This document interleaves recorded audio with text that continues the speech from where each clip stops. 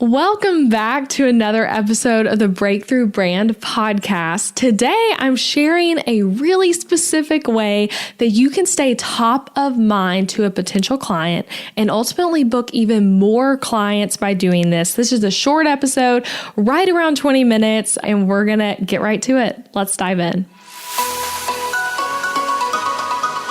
Hey guys, it's Elizabeth McCravey, and you're listening to the Breakthrough Brand Podcast.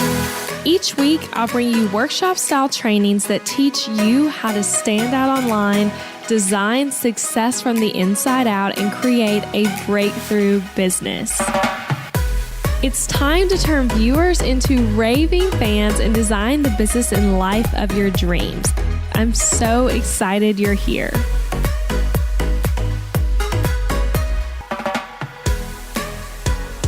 All right, guys, we're going to kick off this episode with a story, which I don't do often enough. So the story relates to the topic today, and I'm sure it's a story you can relate to as well. So I still remember distinctly 2 summers ago, I was looking to book a photographer while my husband and I were going to be at the beach with friends, and I wanted to do a branding photo shoot and get some photos of me and Adam together. And I was super unfamiliar with the area, so my search for a photographer was done through looking at Instagram hashtags, Pinterest, Google, literally just searching everywhere for someone with a style I liked. And I filled out the contact form of around 5 different photographers. And I'm sure you've been there. They all started to kind of blend together after looking over so many websites for like 30 minutes or so. So I finished my reaching out, filling out the contact form time, knowing that hopefully one of them will be available for the dates I asked for and at the right price point. So I look in my inbox, and one of the photographers had already emailed me, literally within a minute or two of when I had filled out her contact form.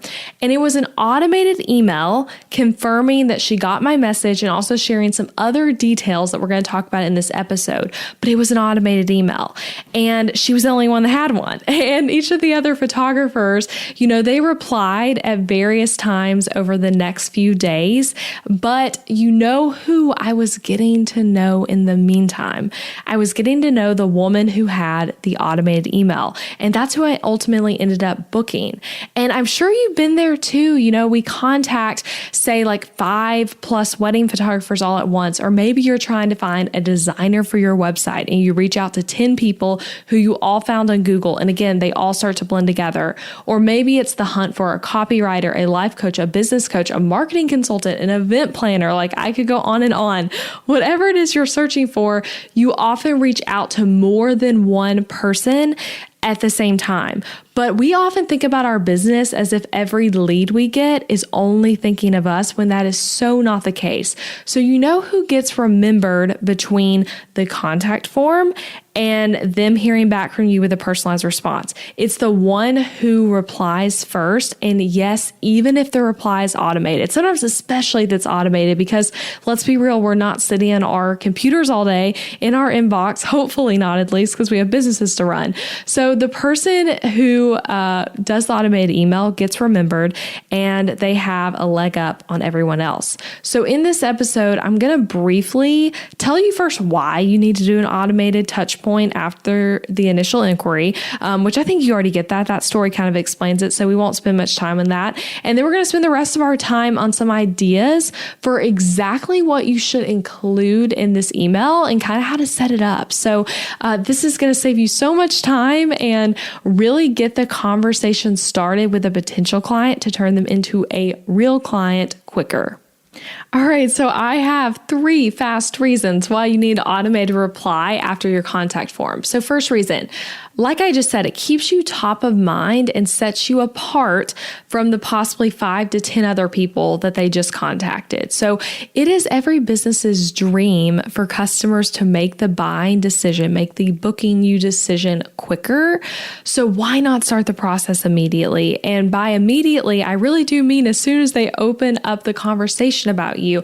Every day that passes because maybe they email you on a Friday evening and you're not going to be back in your inbox till Monday. That is time lost where you could have been letting them get to know you as a business and letting them fall in love with you as a business. So the second reason, it helps them start to fall in love with you now before you even get to your computer to reply. And I also think it helps us have a nice grace period mentally on responding because again, like that example I just gave of if they email you on a Friday evening and you really do try to take time off of the inbox over the weekends. I know I do. I don't respond to emails on the weekends and we'll get back to the Monday. So it's nice to know okay, that person reached out to me. They're really excited and I know they're going to get an email kind of telling them some next step stuff before I'm able to send a personalized response, which again, I'm going to get into what is in that email, but it takes that piece of it out for us. It gives us some leeway on responding. The third thing, it helps set expectations and professionalism around your brand. So you can show up from the get-go as being professional, memorable, and so many other things. And the person reaching out to you wants a good client experience, and a fast response is going to be part of that. And also, I think sometimes we think of the client experience as only starting once the contract is paid or once the invoice is paid and the contract is signed. That's technically the starting point, but I like to, in my business, think of the customer journey as starting at this point when the customer reaches out to you on your contact form. In a lot of ways, you could say it even starts when they first discover you before that, but especially at this point when you're able to start communicating with them as well. So those are 3 reasons. And I've done this automated email thing practically the whole time I've had my business. If you heard me talk in the past about the CRM I used, Dubsado, I started using that super early on. And even going back to when I was only doing website design and branding, I still do this today. And I'm telling you, I really do think it increases bookings and it moves the process along quicker to where there's less time in they are a potential client and a real client. It really shortens that gap. And so when I have people ask me, hey, Elizabeth, I get ghosted a lot by potential clients when the client reached out to me first and they don't reply when I ask them to set up a call. One of the first things I ask is, did you have a post contact form email that automated to them? And typically the answer is no. And I think what's happening there in a lot of cases is they reached out to you, they reached out to 5 other people, you didn't respond for 4 days, and now you're asking them to schedule a call and they don't even remember who you are, unfortunately. I think that's often the case. And so this is going to help you not get ghosted at that point in the client experience. Okay, so now let's get into how to set this up, what to include, all of that good stuff. So how to do it. I recommend using a tool like Dubsado, which you guys, again, have heard me talk about on this podcast. I love Dubsado. And it's a CRM that's going to help you do this that really is great for setting up contact forms and so many other things in your business. So you cannot do this sort of thing I'm talking about with a standard form, like contact form in Showit or Squarespace or wherever your website is in most cases. I know it's not true with Showit, but in Dubsado, you can set up the form and then follow my directions in episode 48 of this podcast. So just scroll back a little bit and listen to that one. But I talk about in that episode what should go in your contact form. So I'm not going to rehash that here. But if you're wondering what makes a good contact form, that episode's for you. So listen to that one, set up your contact form with Dubsado and use that episode to guide you on what questions to ask. And on that contact form, I'd recommend doing, and this is how you're going to do the workflows to send an automated email, do a drop-down menu with options for them as the potential client to tell you why they are reaching out. And I always recommend, having some of those options be your main services. And then one of them being a more generalized option for if it's hey, I'm not reaching out about your service. I'm reaching out to maybe invite you on my podcast to ask you this other random question about your business, to tell you how much I loved that email you sent, whatever it is. So you want to have that as an option as well.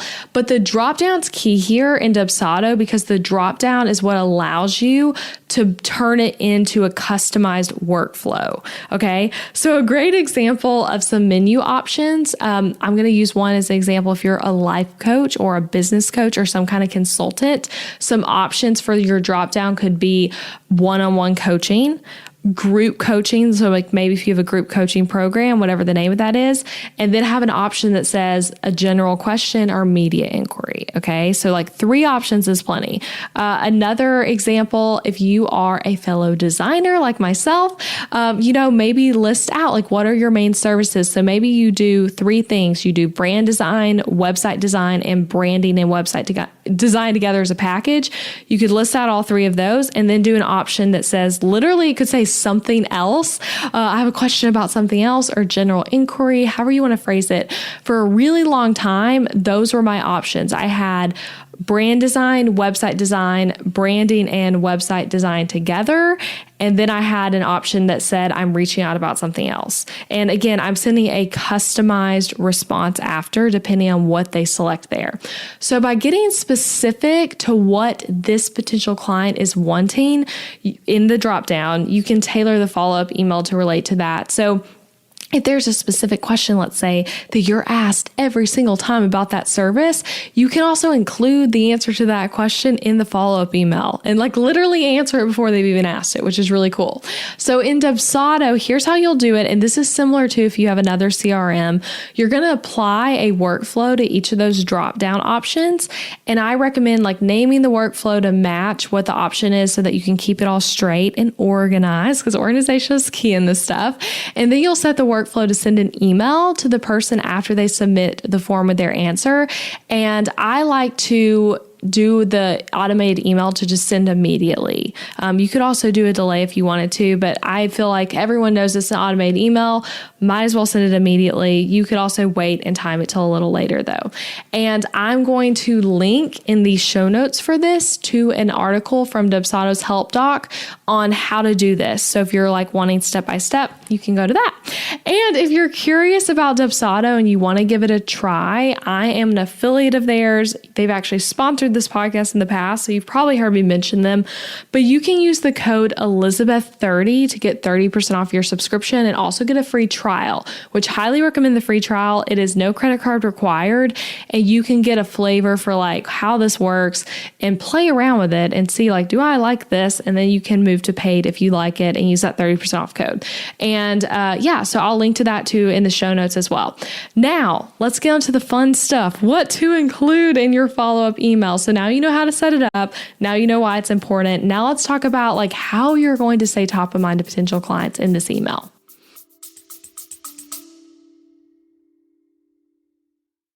Interrupting this episode with a suggestion for the small business owners listening.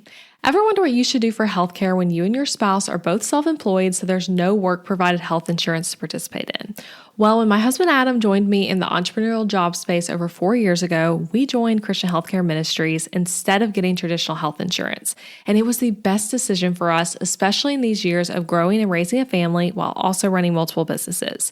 CHM is a health cost-sharing ministry and is a faith-based alternative to health insurance. We did tons of research before choosing CHM, and if you know me and Adam, you know we are all about doing the math when making big or small financial decisions. And even though it's not insurance, CHM shares 100% of eligible medical bills, which is more than the typical 70 or 80% of medical bills paid for by insurance companies. All sharing is determined by the CHM guidelines, which you can check out before and after joining. And for the mamas and mamas to be listening, you truly cannot find a better healthcare option for maternity care. I had a vaginal delivery and a C-section and birth center care and hospital care between my 2 pregnancies and births, and it was all 100% shared for. And outside of birth, we've had our share of emergency room visits and procedures as a family, and those costs were all shared by members at Christian Healthcare Ministries, leaving us only paying our monthly contribution. CHM is less expensive month to month than insurance, and because there's no network, you can choose your care with whichever providers best fit your family. I seriously just cannot recommend Christian Healthcare Ministries enough. You've got to check them out. Go to elizabethmccravy.com/CHM for more information. Also putting that link in the show notes, elizabethmccravy.com/CHM. Now back to the episode. So a first big tip I'd give for what you are saying in the email is to make it specific to the service they reached out about. That's why the drop down form thing is really important. If you only have one service and one option, then you could just do one email that gets sent no matter what they select, or not do a drop down even. But I like doing it specific to the service and not generic, because then it gives even more of a personalized touch. So if you have multiple ways to work with you, or if you are someone who has a podcast or creates content that people might be like asking you about, then this becomes really important as well. Okay, so some important elements. The first thing, this isn't really an exact element, but more of a way of speaking. I would say show your personality a little bit. This does not have to feel like the way we might think of automated emails is bland and boring. You can be friendly. I like to always thank people for reaching out, and like knowing that every potential customer or client is a gift and something to be grateful for. So like say that you're excited that they want to work with you. Like that's not weird to say. And for me personally, I'm someone that I would say I have an enthusiastic brand. Like that's how I think of my template shop and everything. And I know many of you guys are the same. And I like to show that here. And hilariously, I'm also the kind of person where if I get an email from someone that does not use at least one exclamation point, but it like should be a positive email, I might worry that you're mad. So that's why I'm like, my emails often start with, thanks so much for reaching out. I'm really excited about the potential to work with you. Like I use that kind of language and truly mean it in the automated email. So that's a first tip. Show your personality. Like if this doesn't have to be formal. And especially to many of you who are doing very personalized work in your businesses, like you are a photographer, you're a coach, you're a consultant of sorts, and people are working directly with you. Like let them see a little bit of who you are by the way you write in this email. Okay, the second thing, I love this one. Set expectations about when you're going to reply. So I like to word this like, you can expect a personalized reply from me within, and then say the timing. So this is helpful because a weird thing, you guys might experience this as well, but I've experienced this a lot lately, is that sometimes people email me, whether it's on the contact form or a direct email, and it might be like a Saturday morning, but they're expecting a immediate response, like as if it were texting.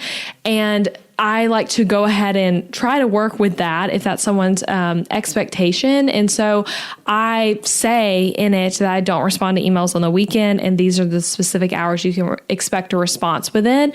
So if that's something you deal with, of people being like, wait, why haven't you responded yet? It might be good to include that here. So, do you take the weekends off from the inbox? What are the business hours and your time zone that they can expect a reply in? Those are really great things to include. And I'm going to read you guys the way I word this in, I think it's in most of the workflows that come with my contact form. So please don't copy me here, but use what I'm saying, as an example of how this can be helpful. So I say, I can't wait to dive into your question. I will get back to your question within 48 business hours. We do not respond to emails over the weekends or holidays. So if you're emailing, then please be patient for our reply. So that's how I phrase it. And I say we because I do have someone else on the team who also responds to email. So that's something important here, is set an expectation about when they'll get a personalized response from you, or even like, what's the next step? Like that's another thing. If the next step is not for you to respond to them, but maybe this automated email covers everything, then maybe tell them what the next step for them is. Maybe they need to schedule a call with you. Maybe they need to go to this other application. Whatever it is that the next step is, point them to that. The third thing, point them to resources to interact with in the meantime. So this is where that whole concept I said of falling in love with you and staying top of mind really happens. So do you have a resource related to the offer they reached out to you about? Maybe link to that and tell them a reason why they should click it. Get them to go to your website and stay on there longer. So for example, in my business, if someone reaches out to me about website templates, the automated email will mention one of my website pages. That's the All Things Show It page. And I think it also mentions my showcase page, which is the page that shows tons of different people's websites in action. So both of those kind of play a role of like FAQ page type stuff. And so I say on there, if you haven't checked out those pages, go check them out. And you guys, people do click and go to those pages from that email. I also link in that email to the shop page again, which is probably where they came from on my website before contacting me. So that encourages people to go back to my website and keep exploring the template shop more while they wait on my response. So like, what is that for you in your business? Like, do you have an FAQ page? Do you have a portfolio page maybe that you can link people to again, like fall in love with your work while they're waiting? Do you have a really helpful blog post that's going to educate them on the topic they reached out to you about? Like you guys who are in the wedding industry, for example, create like a cornerstone piece of content that you're going to direct potential clients to in this email. That can be like a blog post, a page on your website, whatever you want, but something like that. It really encourages people to like go back to your website, and also just providing valuable content in general at this point really shows professionalism and shows that you care. And the last thing, you guys, there are only 4 things here. Again, make this your own, but I have 4 things I wanted to share with you. The 4th one, get them to follow you on social media.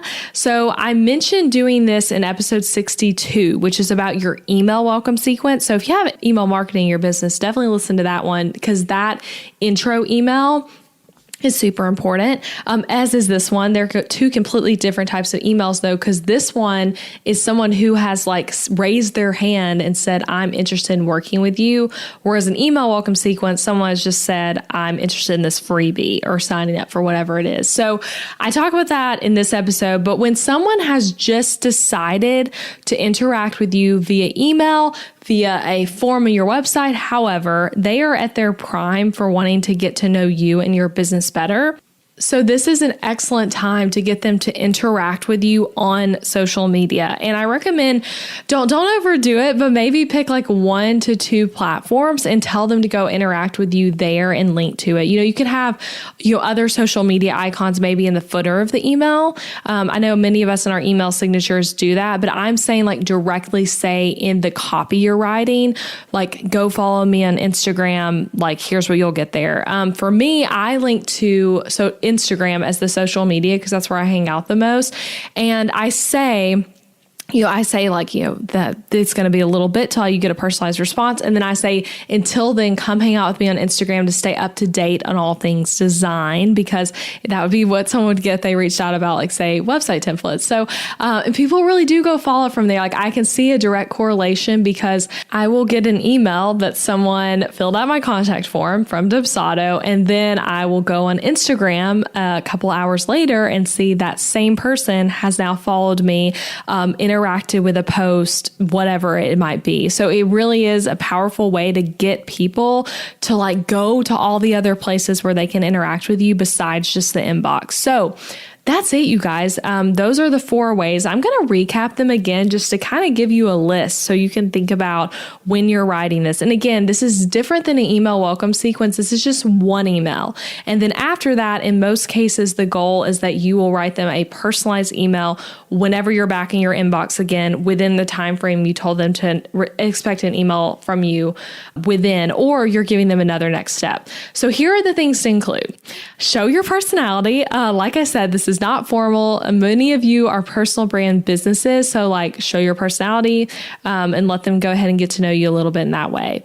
Set expectations about when you'll reply. So saying, here's our business hours in the time zone, or, you can expect a reply to me within this amount of time.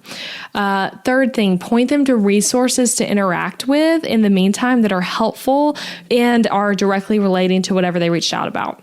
And the last thing, get them to follow you on social media. And I'd recommend picking like just one platform that you use the most and directing them there.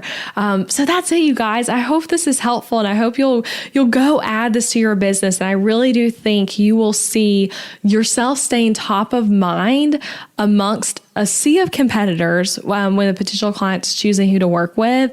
And you'll just start that amazing client experience from the very first interaction versus waiting until later. So Hope this helps you guys. Again, the Dubsado coupon code's Elizabeth30 if you do want to check out Dubsado, and I'll link to that in the show notes and also have this written out for you guys in a blog post that goes with this episode linked in the show notes if you need to reread to refresh. No need to take notes. And I hope this was helpful. I'll be back next week with another episode. Bye, you guys. Thank you for listening to the podcast this week, friend. I appreciate you being here. And hey, if you enjoyed this episode, I want to tell you about something. I would encourage you to check out my website template shop. Over on elizabethmccravy.com, you'll find Show It website templates, and they are easy to use, strategically designed, and created to help you book more clients and customers. Maybe your current website is really boring. I don't know, maybe it is, and maybe you don't want to hurt its feelings, but you know it's true. And your website needs to be strategically and intentionally designed in order for it to convert your viewers into raving customers. And that's what these website templates do on MShop. These are pre-made website templates built for the Show It platform where you can plug and play your content into the template with ease and then get started with a website that is made to actually make you money. Isn't that what we all want, right? So go shop the templates at elizabethmccravy.com/shop. That link is also in the show notes. And don't forget that you can actually subscribe to this podcast wherever you're listening so that you never miss an episode. And I would so appreciate it if you left a rating and review for the show on Apple Podcasts, or even just share it with a friend. It's a great way to support the show and then give us your feedback. So thanks so much for listening.